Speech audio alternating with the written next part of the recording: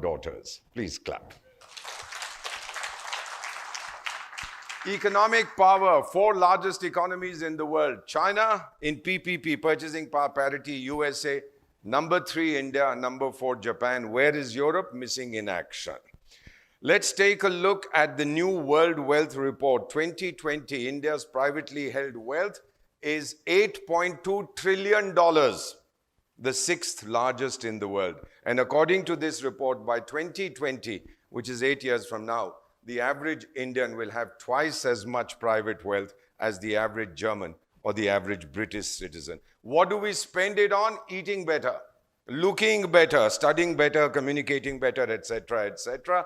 When I say looking better, 650,000, for those who are not familiar with India, 650,000 towns and villages in India and 15 million beauty parlors. So you can imagine how much money we spend on looking better, communicating better, 1.6 billion mobile connections for a 1.3 billion population and 1 billion smartphones. And you are all familiar with what this means, traveling better, etc. 2015 International Yoga Resolution, co-sponsored, introduced by India, co-sponsored by 177 of the 193 members of the UN, the largest in the history of the UN. And ma'am, the French ambassador sitting there, I was in the General Assembly, says, my country supports yoga because India is the spiritual mother of all mankind. What a beautiful thing to come from the French. In Yemen, when there was a civil war, we were asked to evacuate our nationals. All other countries were told, you can't come in to evacuate your nationals, only the Indian military. We trust them. I went to Paris the same year. We brought out 20,000 people from 40 countries. The immigration officer at Charles de Gaulle Airport sees my passport and says, you're an ambassador of India. I said, yes, I am. He said, well, you brought out 500 Frenchmen from Yemen. I said, if we made a mistake, we'll take them back. He says, no, sir. He gets up and salutes me and says, thank you, India. This is the new India that we are talking about. 1969, I don't know if any of you remembers, you're not old enough, but we were invited to the founding conference of the Organization of Islamic Cooperation. When we got there, we were not allowed into the hall. We had been invited. We were booted out. We were thrown out. Water and electricity in our hotel was switched off. India did not have the strength to retaliate, ladies and gentlemen.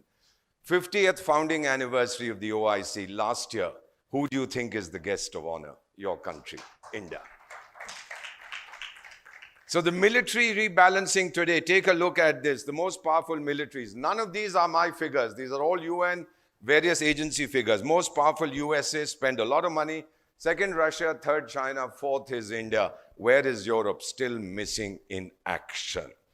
Result of these tectonic changes, 15% of the world that ruled the other 85%, they don't know what is happening.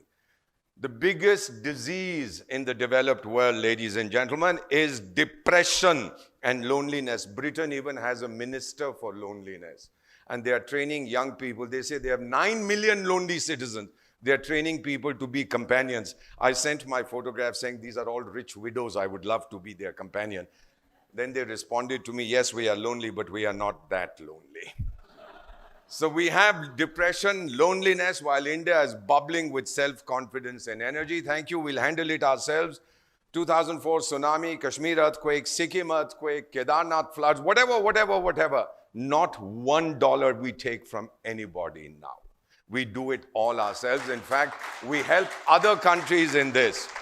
Just one humiliation. My colleagues, my friends from France, ladies and gentlemen, I don't think you know what hunger is. Ask me. 65, we fought a war, the rains didn't come. 66, the rains didn't come. Mrs. Gandhi, the then Prime Minister, went to the US to beg for food. New York Times wrote, new Indian leader comes begging. She came back and she said, never again will we beg. And we were told, don't eat on Mondays. I have slept hungry throughout 1966. I have slept hungry on Mondays. Ask me what hunger is. And your country, which said feed us, is today the second largest producer of food grains in the whole world. For too long have others written India's destiny. A country that forgets its past, ladies and gentlemen, has no future. we remember our past. We made mistakes, but never, never, never again. I have spoken to over 7 million kids in India, and the promise they make me that they will write India's destiny themselves, not allowing anyone else to write. I touch my ears. I ask God to forgive me. They make this commitment to India, and I make them a commitment. In a few years from now, I will leave my body, and I will have a simple memorial which the Indian military has built for me in Kargil, the area that I love. It simply states, "Scattered in the dust, silent I remain. When India's bugle calls, I will rise again."